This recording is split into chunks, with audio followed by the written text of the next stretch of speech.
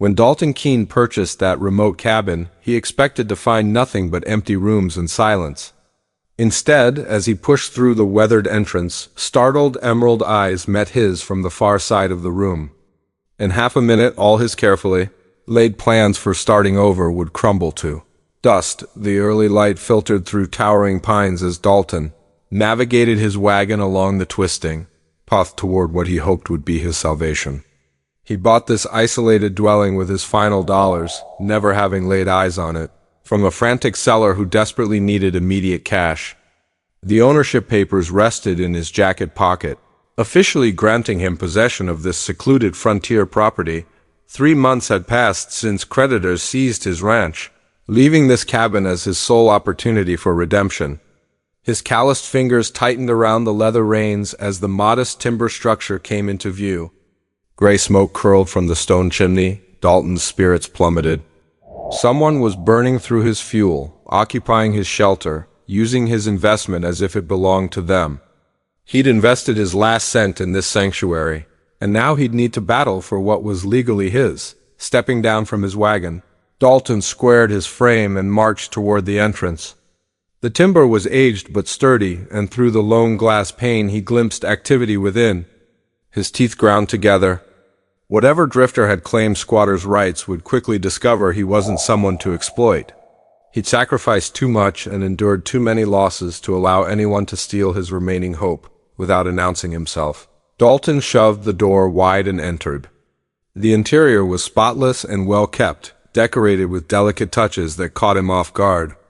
Wildflowers bloomed from a glass vessel on the timber table, while the aroma of warm bread permeated the space. What froze him completely was the young lady positioned near the hearth, her flowing copper hair shimmering in the dawn light pouring through the glass. She pivoted slowly, their gazes locking. Her beauty could render strong men speechless, yet her jade eyes blazed with stubborn resistance, warning him she wouldn't cower easily. She dressed in a modest navy gown that showed its age. Yet she maintained herself with understated elegance despite being discovered in what obviously wasn't her dwelling. "You must be the purchaser," she stated, her tone controlled despite the shock that had crossed her features. "I've been anticipating your arrival." Dalton lifted his hat, uncertain why he felt obligated to demonstrate courtesy toward someone who was essentially an intruder. "Ma'am, I'm Dalton Keene. I acquired this property and possess the documentation as proof," she acknowledged slowly, as though she'd encountered those precise words previously. "I'm Cora Lane, and before you demand my departure," she hesitated, holding his stare directly, "you should understand that I cannot leave." The quiet conviction in her statement sent ice through Dalton's veins. This wasn't the reaction of someone caught stealing shelter. This represented something entirely different, something suggesting his troubles were only starting. Yet Dalton remained unaware of why a woman like Cora would choose such remote isolation. Oh, what secret made departure impossible for her? Dalton placed his hat on the surface, attempting to maintain composure despite mounting irritation. "Miss Lane, I'm indifferent to whatever understanding you maintained with the former occupant. One possess legal documentation, making this my land now." Cora stepped away from the fireplace, folding her hands before her. "I comprehend your stance, Mr. Keene, but elements about this location remain unknown to you, elements that alter everything. The sole factor of importance is my payment for this dwelling with funds I couldn't spare to lose." Dalton extracted the deed from his vest and set it between them. "Whatever tragic tale you're preparing to share, I've heard worse situations. I've endured greater losses." Something shifted in Cora's expression, not terror, but what appeared to be sympathy. "I'm certain you have, but this transcends money or legal documents. This concerns staying alive." Dalton examined her face, seeking signs of deception. She didn't resemble the wanderers and swindlers he'd met in town. Her clothing was clean, her hair neatly arranged, and the cabin displayed evidence of genuine care. Someone had been properly maintaining this place, not merely using it for temporary refuge. "Whose survival?" he inquired, his voice gentler now despite himself. Before Cora could respond, an outside sound made them both stiffen. Hoofbeats approaching rapidly. Multiple horses, judging by the rhythm, Cora's complexion turned ashen as she hurried to the window, remaining concealed behind the fabric. "How many individuals knew of your arrival today?" she whispered, her previous composure vanishing entirely. "No one." "I maintain secrecy about the purchase." Dalton joined her at the glass, spotting 3 mounted men advancing through the trees. They rode with determination, unlike casual wanderers. "Do you recognize those riders?" Cora's hands shook as she clutched the window frame. "I hoped they'd never locate this sanctuary." The lead horseman was a towering figure with a dark beard, wearing a gun belt that showed extensive use. His companions flanked him like soldiers awaiting commands. "They weren't here for friendly conversation, Miss Lane," Dalton said quietly. "What precisely are you fleeing from?" She faced him, and for the first time since his arrival, her defiance fractured. "My husband, or rather the man who believes he possesses me." Dalton's stomach lurched. A married woman hiding from her spouse transformed everything about this circumstance. Yet the terror in her gaze revealed this wasn't about ordinary marital conflict. "He refuses to accept rejection," Cora continued, her voice barely audible. "And he commands resources most people lack." The hoofbeats grew louder. Dalton found himself positioning protectively between Cora and the entrance, though he couldn't rationalize why. Minutes earlier, he'd been prepared to evict her himself. "They're nearly here," Cora whispered, yet neither realized the lead rider had been tracking Cora for weeks. With no intention of departing empty-handed, the horsemen halted before the cabin, their mounts snorting and pawing from the hard journey. Dalton heard leather creaking as the men dismounted, spurs ringing against the wooden steps. "Stay behind me," Dalton whispered to Cora, surprised by his protective instincts. This morning he'd wanted her gone, but now everything felt different. Heavy knocking rattled the door. "Open up!" "We know you're inside, Cora." The voice belonged to the bearded man, carrying the authority of someone accustomed to obedience. Cora's breathing accelerated, and Dalton sensed her fear like something alive within the small cabin. "What should I tell them?" Dalton asked quietly. "Nothing," Cora whispered. "Don't let them know you've seen me." But it was already too late. The handle turned and the 3 men entered uninvited. The leader's eyes swept the cabin, immediately discovering Cora standing behind Dalton. A cold smile crossed his weathered features. "There you are, darling. You've provided quite an adventure." Dalton moved forward, blocking the man's path to Cora. "This is private land." "You're trespassing." The bearded man's attention shifted to Dalton, evaluating him like a predator assessing potential danger. "I'm Marcus Webb. That woman behind you is my wife, and she's returning home with me." "I'm not your wife," Cora declared, finding her voice. "That ceremony was coerced, and you're aware of it." Marcus's smile remained, but something menacing flickered in his gaze. "The law states otherwise, and legal authority is what counts in these parts." Dalton felt his weapon's weight against his hip. But 3 against 1 meant poor odds, especially when he didn't fully grasp what he was defending. "The lady states she refuses to accompany you." "The lady," Marcus stressed the word mockingly, "lacks choice. She belongs to me, identical to livestock or property." The casual cruelty in those words made Dalton's jaw tighten. He'd encountered men like Marcus before, men who believed power granted them ownership over people.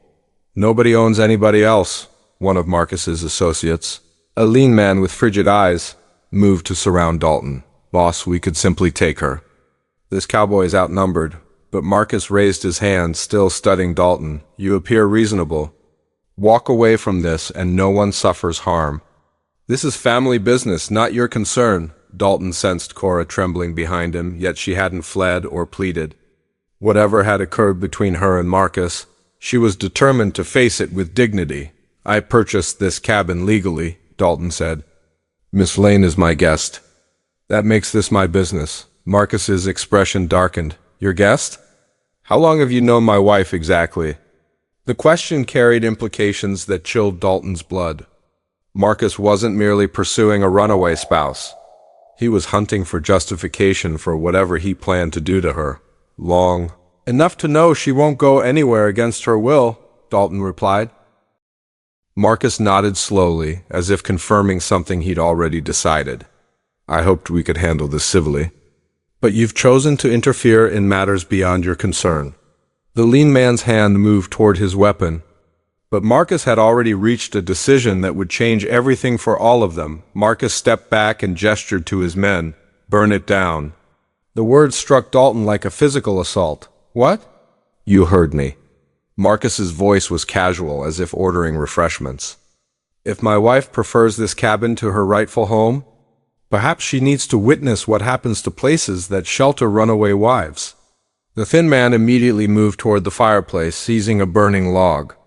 Cora gasped behind Dalton, and he felt something break within his chest. This had moved beyond property disputes. This was about fundamental human decency. "You destroy this cabin, you're eliminating my livelihood," Dalton said, his hand moving instinctively toward his gun. "I invested everything I owned in this place," Marcus shrugged. "Should have minded your own affairs." The third man, silent until now, drew his weapon and aimed it directly at Dalton's chest. "Boss wants you to step aside." "I recommend listening." Dalton's mind raced. 3 armed men, one of him and the woman to protect. But something in Cora's earlier words echoed in his memory. This wasn't merely about a troubled marriage. This was about survival. "Mr. Keene," Cora said quietly, "let me go with them. Don't lose everything because of me." But when Dalton glanced back at her, he saw something that completely changed his mind. Cora's hands were pressed protectively against her stomach, and suddenly her loose-fitting dress made perfect sense. She wasn't just running from Marcus. She was protecting something far more precious. "No," Dalton said firmly, turning back to face Marcus. "She stays." Marcus noticed Dalton's gaze and followed it to Cora. When understanding dawned on his face, his expression turned murderous. "You think that baby is yours, stranger?" The accusation hung in the air like poison. Dalton realized Marcus was creating a narrative that would justify anything he wanted to do to both of them. "The child isn't his," Cora said, her voice stronger now. "And it isn't yours either, Marcus. You know that?" Marcus's face reddened with rage. "Everything about you belongs to me, including whatever's growing inside you." The casual evil in those words made Dalton's decision for him. He'd lost his ranch, his savings, and most of his hope over recent months. But he wouldn't lose his humanity by standing aside. While a pregnant woman was dragged away by a monster, Dalton's hand closed around his gun grip. "She said she's not going." "That's final," the thin man with the burning log laughed. 3 guns against 1. "You certain about this, cowboy?" Marcus raised his hand again, studying Dalton with renewed interest. "Actually, I have a better proposal.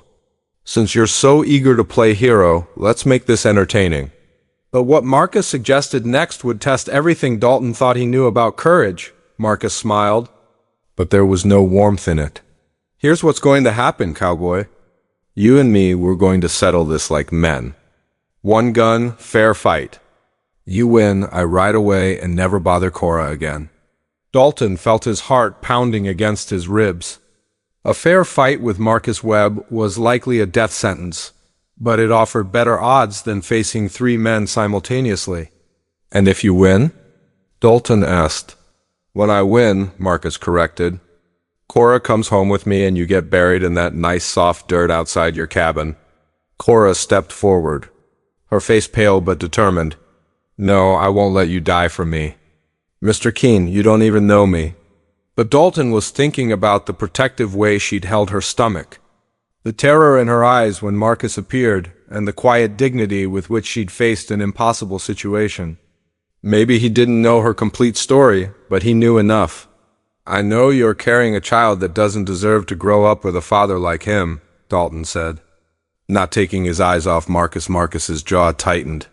"That child will learn discipline and respect, same as its mother should have."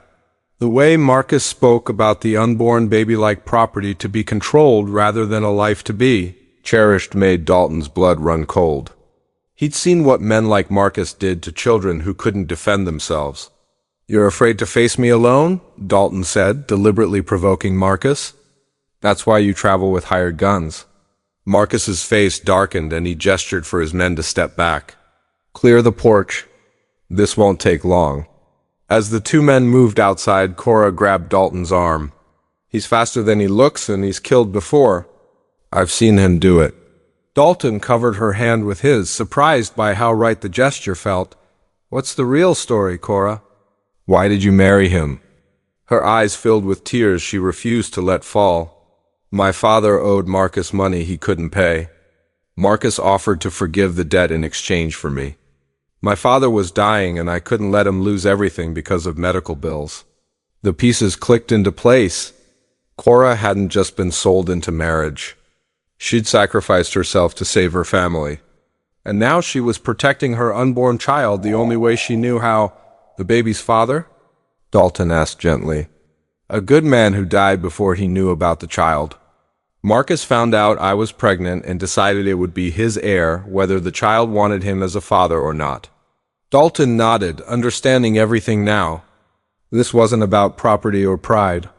This was about a woman trying to protect her child from a monster who saw people as possessions. Marcus's voice carried from outside. "Time's up, cowboy. Let's see what kind of man you really are." But as Dalton walked toward the door, Cora whispered something that changed everything he thought he knew about the situation. Cora's whisper stopped Dalton cold. "Marcus isn't just my husband. He's the one who killed your brother." Dalton's blood turned to ice. His brother Samuel had been found shot dead on a remote trail 6 months ago, his horse and supplies stolen. The sheriff claimed it was random bandits, but the case had gone cold with no witnesses or leads. "Samuel King was your brother," Cora's voice was barely audible. "I overheard Marcus bragging to his men about killing a rancher who wouldn't sell his water rights." He described the man's face, his horse, even the scar on his hand from a childhood accident. Dalton's vision blurred with rage. Samuel's death had been the final blow that forced him to sell everything and buy this remote cabin. Marcus hadn't just destroyed Cora's life, he'd destroyed Dalton's family. "You're certain?" Dalton's voice came out as a growl. "He kept your brother's watch, the one with initials carved inside. He showed it to me when he wanted to demonstrate what happened to men who opposed him." Dalton stepped outside, his hand steady on his gun despite the fury coursing through his veins. Marcus stood 20 paces away, confident and relaxed, while his two men watched from the porch with eager anticipation. "Before we do this," Dalton called out, "tell me about Samuel Keene." Marcus's confident expression flickered for just a moment. "Never heard of him." "Rancher who wouldn't sell his water rights. Shot on the North Trail 6 months ago." Now Marcus smiled genuinely, the mask of civility finally dropping completely. "Oh, that Samuel Keene, stubborn fool, thought his principles were worth more than his life." The admission hit Dalton like a physical blow, but it also gave him something he'd been missing for months: certainty. This wasn't just about protecting Cora anymore. This was about justice for Samuel. He was my brother. Marcus's smile widened. "Then this is even better than I thought. I get to finish what I started." The two men faced each other across the dusty clearing, hands hovering over their weapons. Dalton could hear his own heartbeat, but underneath it was something else. Samuel's voice from their childhood, teaching him to shoot straight and stand up for what was right. "On 3, Marcus called out. 1, Dalton's mind cleared, focusing on the man who had murdered his brother and terrorized an innocent woman.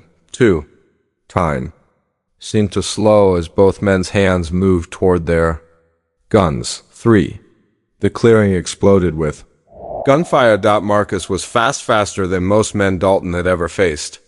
But grief and righteous anger had sharpened Dalton's reflexes to a razor's edge.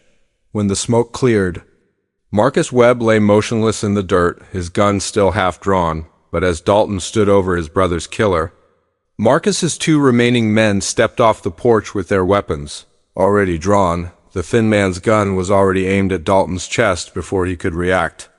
"Boss might be dead, but you still killed him. That makes you a wanted man." Dalton's gun was empty, and reloading would take precious seconds he didn't have. The 2 men advanced slowly, savoring their advantage. "Should have minded your own business, cowboy," the third man said. "Now you're going to pay for interfering." But before either man could pull their triggers, a rifle shot cracked from the cabin window. The thin man spun and fell, clutching his shoulder. Cora stood framed in the doorway, holding an old hunting rifle with practiced ease. "The next shot won't be a warning," she said. Calmly, the remaining gunman whirled toward her. But Dalton used the distraction to dive behind Marcus's body and reload his weapon. When he came up firing, the last of Marcus's men was already running for his horse. Dalton let him go. One witness to tell the story might actually work in their favor. Cora lowered the rifle and walked over to where Marcus lay still. She looked down at the man who had controlled her life for months, and Dalton expected to see relief or satisfaction. Instead, her face showed only exhaustion. "It's over," she said quietly, but Dalton was studying Marcus's body, and something didn't add up. "Cora, you said Marcus kept my brother's watch." She nodded. "He always wore it on a chain like a trophy." Dalton knelt and searched Marcus's vest, finding the familiar silver watch that had belonged to their father before passing to Samuel. Seeing it again brought back a flood of memories. Christmas mornings, cattle drives, the proud day Samuel had inherited it, but as Dalton opened the watch case, he found something unexpected. Inside, along with the initials SK their father had carved, was a folded piece of paper. "What is it?" Cora asked. Dalton unfolded the paper carefully. It was a map drawn in Samuel's handwriting, marking the location of something in the mountains north of here. At the bottom, Samuel had written, "For my brother Dalton. If anything happens to me." Samuel knew Marcus was going to kill him, Dalton realized. He hid this message knowing I'd eventually get the watch back. Cora moved closer to study the map. "What do you think he wanted you to find?" Before Dalton could answer, the sound of approaching horses made them both freeze. More riders were coming up the trail, moving fast. "The man who escaped," Cora said.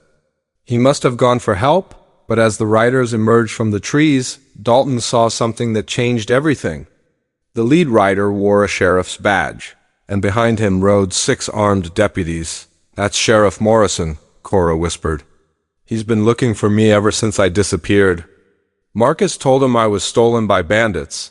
Dalton looked at the dead body of Marcus Webb, then at the pregnant woman beside him holding a smoking rifle. In about 30 seconds, he was going to have to explain to a sheriff why he'd killed a supposedly respectable man and why he was harboring a kidnapped woman, but the map in his hand suggested Samuel had left him more than just a clue about his death. Sheriff Morrison dismounted slowly, his weathered face taking in the scene. Marcus's body, the wounded gunman crawling toward his horse, and Cora standing beside Dalton with the rifle. "Miss Cora," the sheriff said carefully, "Marcus Webb reported you were kidnapped. Said he was organizing a search party." Cora stepped forward, her voice steady and clear. "Sheriff Morrison, Marcus Webb forced me into marriage to pay my father's medical debts. When I discovered I was carrying another man's child, he became violent. I ran to protect my baby." The sheriff's eyes moved to Marcus's body. "And this man?" "Marcus Webb murdered my brother Samuel 6 months ago," Dalton said, pulling out the watch. "He kept this as a trophy." Miss Lane overheard him bragging about it. Sheriff Morrison examined the watch. Recognizing the initials and the distinctive scratches Samuel had always complained about, "I remember this watch. Samuel never went anywhere without it. Marcus also tried to burn down my legally purchased cabin and threatened to kill Miss Lane and her unborn child," Dalton continued. "I challenged him to a fair fight and he accepted," the wounded gunman, now mounted on his horse, called out desperately, "Sheriff, they murdered Mr. Webb in cold blood. He was trying to rescue his wife." But Cora had moved to her bag inside the cabin and returned with a bundle of papers. "These are the marriage documents Marcus forced my dying father to sign. You'll see the debt amounts and the threats written in Marcus's own hand." Sheriff Morrison studied the papers, his expression growing darker. "These aren't legal marriage documents. These are extortion papers." The wounded gunman realized his story was falling apart and spurred his horse toward the tree line. But 2 deputies were already moving to intercept him. "The real question," Sheriff Morrison said, "is what happens now?" Dalton unfolded Samuel's map and showed it to the sheriff. "My brother left me this before he died.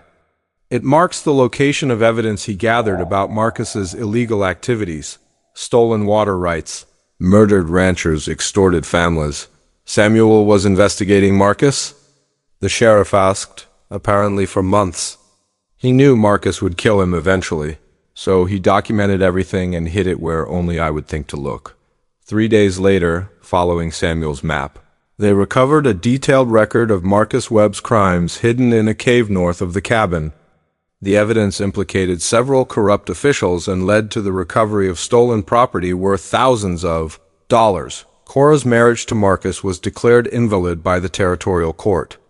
The same court awarded her damages from Marcus's seized estate enough money to ensure her child would never want for anything. 6 months later, Dalton stood on the porch of his rebuilt cabin, watching Cora hang laundry in the morning sun.